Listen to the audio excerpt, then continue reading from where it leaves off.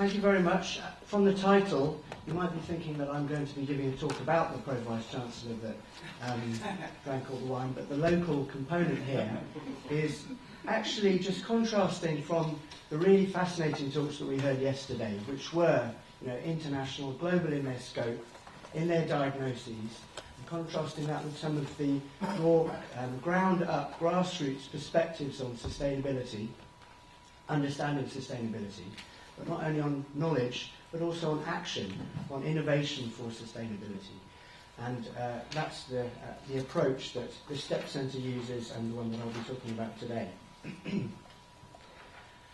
STEP stands for Social, Technological and Environmental Pathways to Sustainability.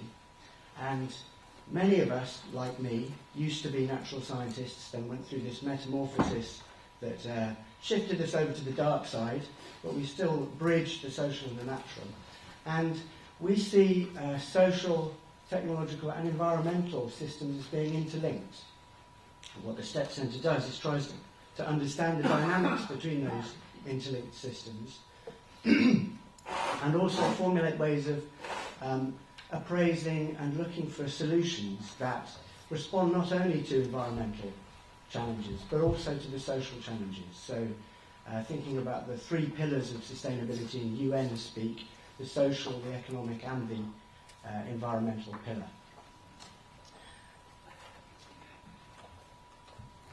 So today's talk follows on from extremely gloomy yesterday. There were glimpses of sunlight, but to be honest, unless you take the view that there is no good or bad, and that if you're talking about millions of years, this kind of thing doesn't matter. If you do think that sustainability and sustainability challenges that face the world are important on the individual level, we obviously need to do something about it. We are, according to this global knowledge, going outside the Holocene envelope, moving into areas of turbulence and uncertainty. We don't know exactly when, we don't know exactly what will happen, especially at local levels, but at global levels, that is the diagnosis. But at the same time, we are living on a planet where nearly 1 billion people are hungry, and where poverty is still rife throughout many parts of the world. And as we heard from the discussions about demographics, about consumption, and as international assessments like the UK foresight on the future of food and farming, or the international assessment on agricultural knowledge, science and technology for development suggest, these kinds of issues are actually going to get more rather than less urgent as we go forward. So the question really is, what are the solutions? And that's, I think, what we're going to talk about today. Are they global solutions? Are they about internationally coordinated, aggregated, large-scale science and technology-led initiatives? Well, obviously to some extent they are. The world now spends more than $1 trillion each year on research and development, but the extent to which those expenditures and initiatives actually focus on these challenges is obviously quite slight. The largest single component that makes up that $1 trillion is defence and security. So we've obviously got a long way to go in translating these the large-scale science and technology global initiatives towards the challenges of sustainability and development.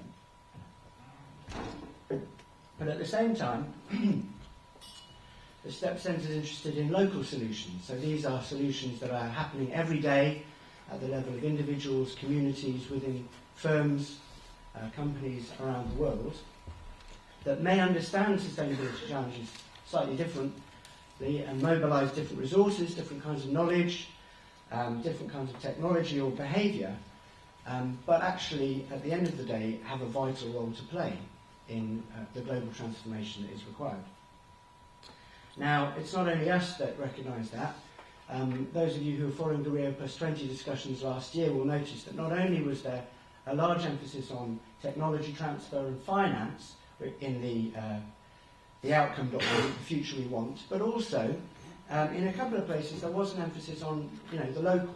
So paragraph 197 talked about the role of traditional knowledge and innovation in the conservation and sustainable use of biodiversity. And paragraph 268 was really around fostering innovation at those local levels, especially amongst women and poorer communities. So it's a mixture of the global and the local, and these global and local solutions continue to work on their own tracks, their own pathways, to a large extent, without being aware and cognizant of what the other half, or the other 99% or 80% are actually doing. So the question here is about hybrids and hybridization between these top-down and bottom-up forms of knowledge and action for sustainability. And so in this talk, based on 2 projects that the STEP Centre has carried out over the last 4 years, I'm going to be looking at the kinds of knowledge that can help us to bring about and understand these challenges of hybridization, and also looking at some of the opportunities and the barriers to work that crosses from the global to the local. The first case study I'm going to talk about is drawn from China. Both of the case studies are in the food and agriculture domain. STEPS works also in the energy, health and water and sanitation domains, but today, just to keep it simple, we're focusing on food security, agriculture within changing social and environmental systems. So China is a big place. Those of you who have been to at least some of it will know that the country itself is to some extent as diverse as, well, more diverse than Europe, as diverse as a continent, a country. We were focusing our work in Shandong province and in Hubei province. Now, China, as we've all seen, has stunned us with its economic growth over the past 3 decades, and this has led to massively burgeoning demand for agricultural production. Not only crops, but also increasing demands for horse, beef, dog, pig, meat that is making up more and more of the Chinese diet. And the government itself is investing a huge amount of money in agricultural biotechnology solutions. According to some estimates, Chinese estimates, as much on a purchasing power parity basis as the US is in agricultural biotechnology. They're yet to officially commercialise genetically modified staple, but unofficially they have, in some parts of the country, been growing genetically modified rice for a number of years. What we were looking at was the institutions around these processes, and including the regulations, but also the institutions around seed production, seed dissemination and sales. And it's here that the social dynamics really come in.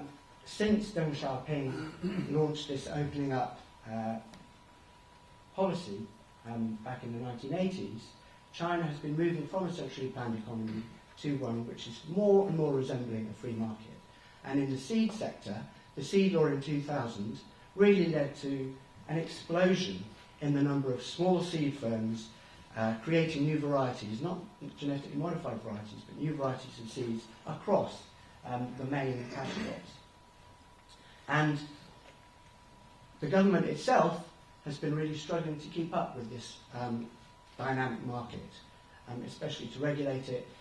The kinds of institutions that we take for granted in this country around seed certification, varietal protection are emerging, but only slowly. And so it's these kinds of issues that we looked at in the Rethinking Regulation project that I was involved in. Now, rather than taking, say, UN or global regulations as our starting point, thinking about the worlds that regulators see, the motivations that they hold, and the ways that regulators try to change behaviour on the ground, we used what we call a backward mapping methodology, where instead we first went to farmers, the actual users of the technologies, and we asked them what they saw the risks were associated with their cropping systems and with these new technologies that were being introduced. And unsurprisingly, rather than a focus on IP, biosafety, we've found some really very different perspectives. So, talking to farmers like this guy who was found in Hubei province, the real risks that they view were around information, getting reliable information that guided their practice around the kinds of seeds that they selected, the varieties that they purchased, but also, as well as weighing up these different sources of information from the government, from advertising, which is a relatively new phenomenon in rural China, and also from friends and relatives, which actually ended up being quite an important guide for what the farmers selected. As well as those challenges, there's a real problem of counterfeits, of seeds that are of uncertain progeny and uncertain characteristics. Literally, if you buy a packet of seeds in China, it doesn't necessarily do what it says on the tin. You may be buying a packet of seeds which contains something rather different. And so, in terms of local knowledge, that was the perspective on sustainability that we identified. It was really the risks of reliable information, reliable yields. And rather than relying on the government, which is doing a lot of important work to remedy these problems, some of the farmers that we spoke to actually talked about their own approaches that they used in guarding against these risks. So, as you can see here, the guy is using these cores of earth, which he's actually planting his cottonseed in within a field of oilseed rape, guarding against some of the low germination rates that they sometimes find in their packeted seed. So only then after germination, they'll replant them to a wider scale. This is one farmer solution to guarding against these risks of the very dynamic seed market. But in addition to that, they also really focus on diversification, and this is a strategy that's been found in rural communities around the world over a number of years. They will diversify in terms of separating up their plot into a number of different varieties, but also guarding against this problem of mislabeling. They will also diversify the sources. So rather than buying all of their seed from one particular village dealer, they'll go to the village, they'll go to the county, and they'll buy the same variety from a number of dealers in the hope that at least one of those sources will actually contain the seed that they're after, the seed that they're actually choosing. And in addition to that, they also use seed saving as a kind of a backstop, which is rare in cotton, but a number of the farmers that we talk to keep seeds from their harvest just in case germination rates are so low and they need to replant using the seed that they've saved. So a number of different approaches to local innovation, if you like, based on Chinese rural farmers' issues around risk and sustainability in Hubei and Shandong. The second case study that we go to is in Kenya. And I don't count myself as being an expert in Kenya. This was work done by my colleagues, both from the STEP Centre and also from the Tegemeo Institute and other partners based in Kenya. But here we're talking about maize. Maize is the preferred staple for more than 1 billion people around the world. That includes a third of the world's malnourished children. So in terms of Millennium Development Goals, in terms of food security, there's no doubt about it, maize is a big issue.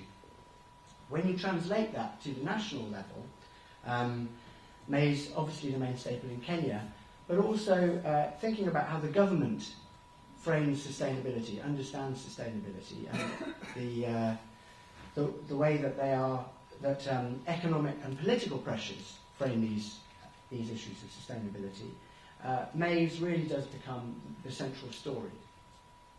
A lot of their concern is about aggregate production, about aggregate imports, and the bills that they get when, in bad years, they need to import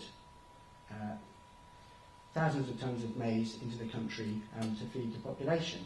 And that motivates, to some extent, what Georgina Mace was talking about yesterday in terms of the engineer's view of how to organise maize production in the country. Much of the research and development effort goes into production of maize varieties which is well suited to the high potential areas and therefore delivers aggregate maize production at the national level. Those high potential areas which are well irrigated, where the farmers are relatively wealthy, they can afford synthetic inputs, and as a result the aggregate production is increased. But there are many areas outside those high potential areas where the farmers really aren't served by the National Agricultural Research System to the same extent. And it was in one of those areas, Sakai, that our colleagues worked talking to farmers about pathways in and out of maize. These are pathways in terms of the social decisions, in terms of the technologies that farmers make in order to actually maintain their food security and also their livelihood security. So again, we started off by talking to farmers, using participatory research methods. We also talked to firms, to the researchers involved in maize production, and also wider agricultural research systems. And we finished the research by gathering together decision makers in Nairobi to discuss some of our findings with them. And the research approach that we use is called multi-criteria mapping. This is a software tool that was developed at Sussex, which tries to get beneath the kind of aggregate diagnoses or understandings that other approaches like multi-criteria assessment try to do. Multi-criteria assessment is a way of gathering perspectives, choices, scoring, rankings from different constituencies, from different stakeholder groups, and actually aggregating them to give the right answer. Multi-criteria mapping is actually more about understanding the differences between those perspectives and getting beneath the right answer to actually think about why different groups understand sustainability in different ways and value different solutions in different ways. The steps in the multi-criteria mapping methodology are first to go to the farmers and discuss the different pathways available, the different options that they face. Secondly, with farmers again, to discuss the criteria upon which they would actually measure the benefits, costs, risks of those different pathways. There's a big difference here between multi-criteria mapping and multi-criteria assessment and other techniques, because it's not the analysts, the researchers going in and saying these are the important criteria. It's actually the farmers or the different stakeholders that are naming the criteria themselves. After they have those criteria, the farmers score each of the different pathways on the basis of the criteria and assign a weight to each criterion, how important it is in actually driving their decisions. And after that, multi-criteria mapping delivers this map of different perspectives upon which stakeholders, decision makers can actually reflect and discuss the different reasons, pros and cons of the various options that are facing them. So what did we find, or what did my colleagues find? Well, they ended up selecting 9 different pathways, primarily differentiated, well, in terms of the maize pathways, primarily differentiated on the basis of the place, the locality where the seed was produced, bulked and distributed from, whether it was bulked and distributed locally or whether it was actually supplied by external producers like research systems or firms. Then outside maize, they also looked at the possibility of diversifying to other livelihood strategies and other staple crops. Now, if you were doing a multi-criteria assessment, you might have maybe 10 criteria around yield, around drought tolerance, around response to fertilisers. What the farmers and stakeholders actually came up with was 147 criteria, not necessarily the technical ones, but actually more related to social, cultural, economic constraints that they faced in their search for livelihood security. So, amongst those, we had 71 which fell into the economic and market category, 43 which fell into this more conventional technical stress category, but also other social and cultural issues around taste, around preferences for the kinds of foods that they eat, around the knowledge and skills that were available at the local level to actually use and make the most of the different pathways, the different technologies available.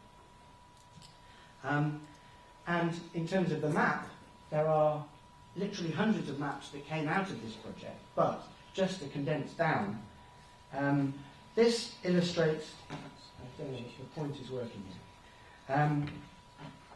For each of these pathways down here, we asked farmers to provide an optimistic estimate and also a pessimistic estimate, recognising that it's not necessarily about average performance, it's about performance in the best years and in the worst years, based on different climatic and other conditions. So the horizontal bars illustrate the aggregated positive, optimistic to pessimistic scores for each of these pathways by groups. Groups of low-income farmers in Sakai and groups of high-income farmers in Sakai. Small sample size, and this is, to some extent a pilot study in terms of the number of farmers that we spoke to, but also we were talking to other stakeholders. So interviews were larger than this number, but in terms of the number of farmers, we are talking about a small sample here. So interesting results that are shown by this study are if you compare local improvement of maize seed, and this was done by community seed selectors that actually are selecting the best performing seed from their crops, distributing it either through sales or just through, say, community groups, church groups, to other farmers, actually seemed to perform, and we were surprised at this, better than commercial delivery of new maize varieties and public delivery of new maize varieties. And the reasons for this are specific to this particular community, where both on the basis of infrastructure and on the basis of the incomes of the farmers involved, access to commercial varieties, hybrids, is severely constrained. And although there have been attempts to deliver publicly derived varieties through public extension services, those have also failed in the past, even in times of drought where the hunger, the needs of these communities have been really severe. So that was one interesting finding.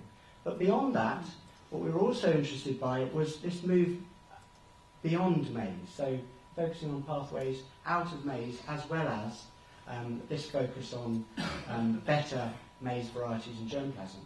So here, farmers pointed to the benefits of alternative staples, both for the market and alternative staples for subsistence. So here they were talking about millet, cassava, other drought crops, which again weren't served by public or private research systems, but which were held in terms of the germplasm locally.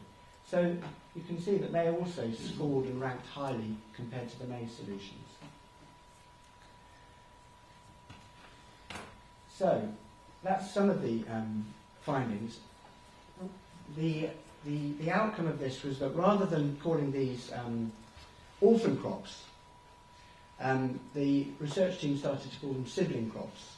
So alongside maize, people were actually growing these more drought-tolerant species in order to not necessarily maximise yield, but to guard against the risks of catastrophic yield failure in bad years. Outside that, people also talked about livelihood diversification. So people had started to grow fruit trees. People had, to some extent, not in this community, but when we talked to stakeholders in Nairobi, focused on horticultural crops for export. So very, very different livelihood strategies. And so diversification is really one of the findings that comes through from both of these studies. So what does this tell us about reconciling global and local? Well, alongside these studies, we've been looking at grassroots innovation in the UK, in the energy, say community energy cooperatives.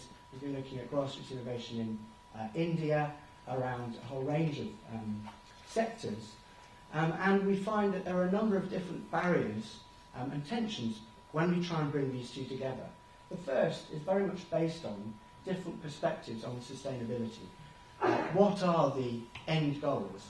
In this case, is it about yields, aggregate yield, or is it about risk management at the local, individual or community level? And there are often real challenges with bringing people together to and avoiding them talking across purposes because of these different understandings of sustainability. But beyond that, there's a real politics of knowledge when you compare the global outlook from the local outlook. These understandings that are found in communities are valid in the context in which the people are living, but they're very often trumped by more top-down, more aggregative and scientifically informed diagnoses. Now, the argument here is not that they are more valid than the scientific ones, but just that they offer perspectives that need to be brought together with those global forms of knowledge if we're actually going to move together forward in the shared search for sustainable development.